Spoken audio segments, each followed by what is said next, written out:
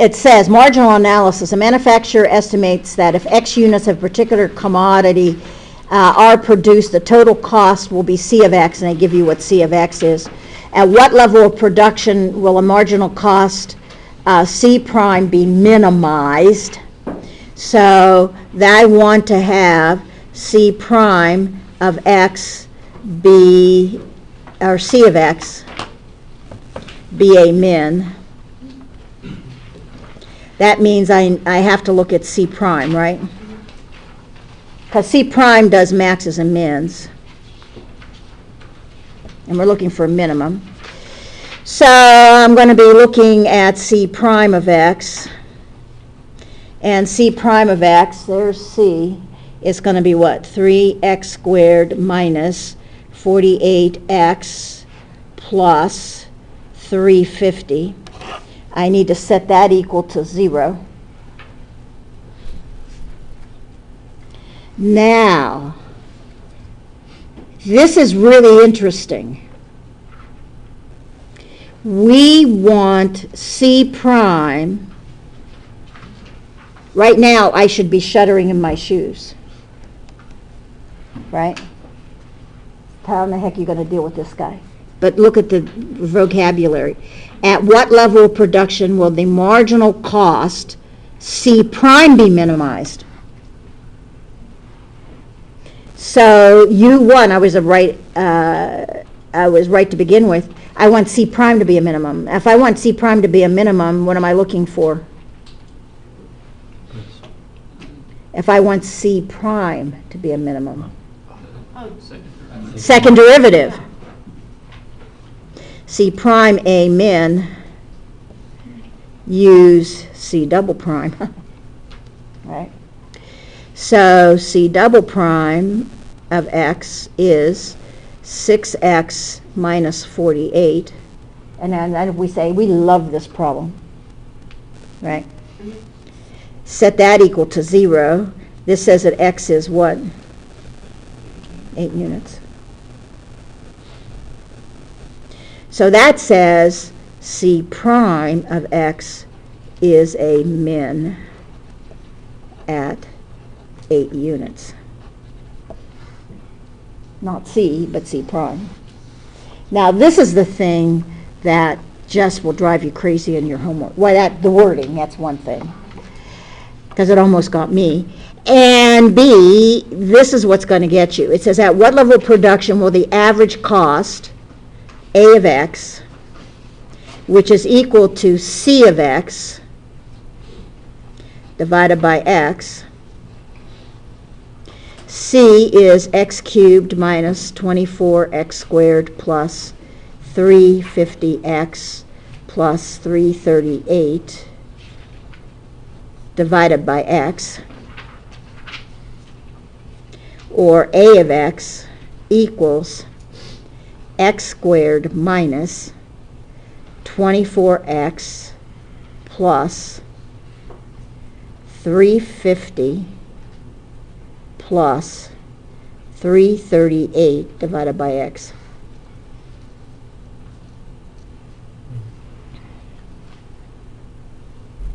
This is what your problems are going to look like in your homework. On the test, it's going to be clean. This is why I had to rewrite it several times. So what do we want to do? We want to minimize average cost. Minimize means you're going to take the derivative. Well, 2x, that's nice. 24, that's nice. This guy's 0. That's nice. This is the thing that's going to kill you. So it's minus 338 over what? X squared. Because remember, we're looking at 338 x to the minus 1, right? Which is minus 338 x to the minus 2. Set that equal to 0. In order to make this work, I am going to have to multiply through by x squared. So multiplying both sides, and I lost my contrast pen here.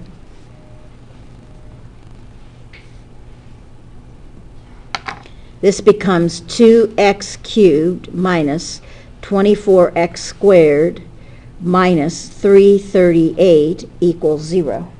Now are we in a pickle?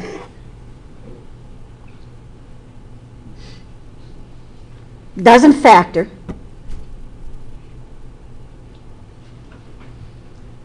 And I can't use what I'm teaching. Well, I could probably use what I'm teaching right now in college algebra. This is a polynomial. It's even. You could take the 2 out. No, I can't. Why? Oh, yeah, I could take the 2 out. All right, so, well, let's do that.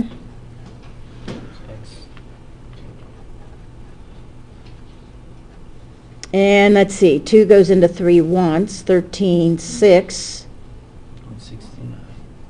and 8, 9, hopefully. Yeah. Okay, now what? Cube, square. Now, the answer actually comes out to be fairly nice, believe it or not. However, I'd have to use what we're doing in college algebra right now. The old rational zeros theorem, P divided by Q, and then you check to see if anybody is a 0, and then divide it out and all that kind of good stuff. So I don't think I want to do that because 99% of the time it's probably not going to be a nice number. So what would I do? It doesn't matter whether I use the one with the x with the 2 not there or whether I use this guy. 2 things that I can do. One thing I can do is to pull my handy dandy calculator, and under the y equal menu put in my formula, which is, because I want to know where the 0 is on this guy. And that says I have 2x to the 3 minus 24. You're in the exponent. Oh, I hate that. That's why I like the calculator because it shows up well, but I'm not wild about the math print because I always get myself into this mess. So 2x cubed minus 24x squared minus 338. And then if I get a graph up, I'm going to do a zoom standard. Because I've been messing around with my calculator the last hour. But here's my problem. Is it in my graphing window? I could have absolutely horrendous answers. I need to find a way of getting in my graphing window. Now, if I take a look at this guy is 8 units, right? So maybe I might have nice numbers. There is a zoom on your calculator that at least will give me a better view of things. And it's zoom integer. And what it does is it's a fairly large window. No, it's not. Yes, that one is. It's zoom decimal that brings it in. Zoom integer. It's a fairly large window. You might have a fighting chance of actually getting it in. So zoom and then integer. And then I'm at 0, 0. So it says, where do you want to zoom? It's almost like a zoom out. Where do you want to zoom out from? And I'm just going to go ahead, and you could, yeah, say 8, or just zoom out from 0, 0, see what happens. All I need to do is get to see where the graph crosses the x. There it is. That's where the graph crosses the x-axis. Now I could trace and get an approximation. See, I'm not sure where my x values are because I can't see. Looks like it's where? 13. So that's a way of doing it. And by the way, once you actually get something, okay, let me take that out. What else could you do? Oftentimes, if it were like 13.95, what would you do? I mean, You know approximately where it's at. It would be around 13. How could I find it exactly? Well, above your trace button is the word CALC, calculate. So second, calculate, and it says, what do you want to do? Well, I want to find the 0. And this does it from the graph. So then it says, what is the left side of your 0? And we're going to pretend we don't know it's 13. I'm going to send, to the left 0 would be fine. And then basically what's to the right, 15. Now, what does that do for you? Why does that have a 0 there? I didn't press enter, did I? What's to the right? Well, what you want to do, if you have multiple zeros, what you want to do is you want to narrow in on a particular one. So you pick a number to the left of what you think it is and to the right of what you think it is. And what it does is it sets up arrows, and then it'll scan in between and run a program to find it. But you have to give it a box, because if you had more than one, you'd be in trouble. And then to the right, we'll say 15. Do you want to make a guess? Hell no. And then it'll go off and find it. In this case, it says the actual 0 is 13. So in this case, it was 13. So your calculator can do that for you, but you have to try to get the dang graph in the window. I'd start off with a Zoom standard to see if it's actually in the window. If not, then kind of move out to a Zoom integer situation and see if you can get the graph in the window. Now, if I look at what is the size of the window, this tells me the size of my current graph paper, minus 66 to plus 66. So that says if I still don't see it, I could then enlarge the x's to see if I can find it. That's not, so that's the downside of the technology here, is that the graph has to be in the window. The 0 has to be in the window. Now, one of the other things that you can use from a technological point of view, and I have it on my iPad, you can actually use it for free if you're sitting in front of a computer, like doing your homework if you have it in a computer. But the app you have to buy. I think it's now $2.99. But if you're just sitting in front of your computer, you can still use it. And let me get this guy going. Oh, wait a minute. I found this at last night, which I didn't realize because I was working on stuff. You want to log in. I have to be, in order to use this app, I have to be connected to the internet. It's like, well, that didn't work out very well because I'm at home and what do I know about the internet? Do you want to see the cutest baby in the world? That's my adopted. That's Robbie. He's here visiting his grandma. Mm-hmm. I'm the adoptive aunt. I guess I would be a great aunt. 8 months. Just adorable. Happy aunt pictures. Great aunt pictures, I guess.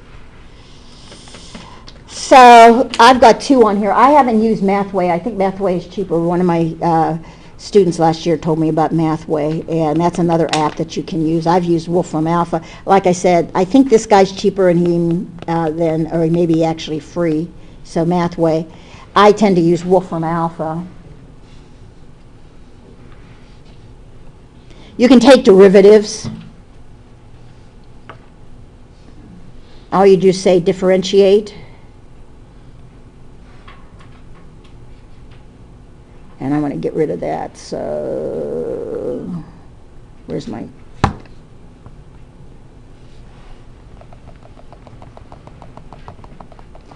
oh, there it is. I was looking for the x. So all I need to do is do this. And I just say solve. And let's see. I've lost my problem already. Solve 2x cubed.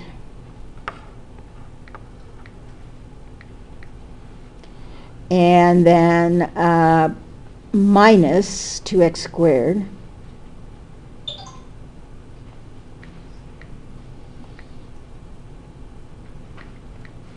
Minus Oh, minus 24x. I've not learned to insert very well. So I have to backspace for x squared. Minus 330. minus 338. And let's see, do I have it typed in correctly? I hope, yes. And just go.